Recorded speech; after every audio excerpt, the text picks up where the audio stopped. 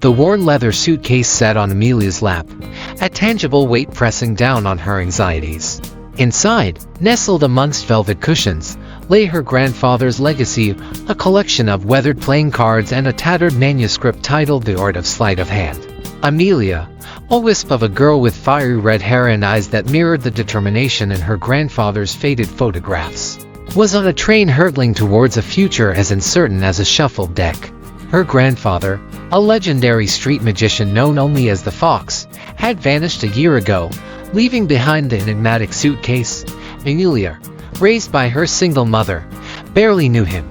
He was a whisper in the family history, a fleeting image of a man with a mischievous glint in his eye and a deck of cards that danced like fireflies in his nimble fingers.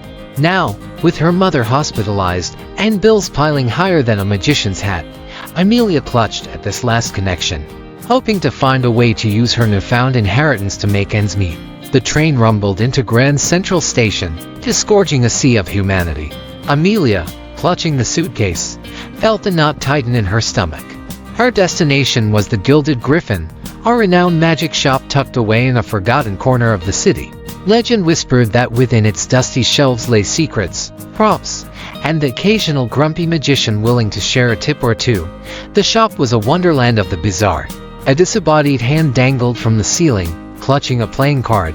A shelf overflowed with rubber chickens and trick coins. A gruff man with a bushy mustache and eyes that seemed to see through illusions looked up from behind a counter piled high with dusty tomes.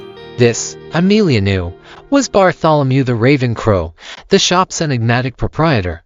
Amelia hesitantly explained her situation, her voice trembling slightly. The Raven's gaze softened as he saw the worn suitcase and the nervous hope in her eyes. He agreed to take a look, his gnarled fingers flipping through the manuscript with practiced ease. It was a treasure trove of sleights of hand, card flourishes, and carefully detailed misdirection techniques. Your grandfather, the Raven rumbled, was a master of the art. But magic isn't just about tricks, child. It's about stories, about connection, about making the impossible seem real.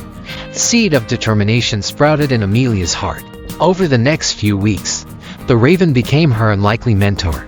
He drilled her on card shuffles, taught her the art of the palm shift, and instilled in her the importance of showmanship. Amelia practiced relentlessly, her small room echoing with the rhythmic flick of cards and the frustrated mutterings of botched tricks.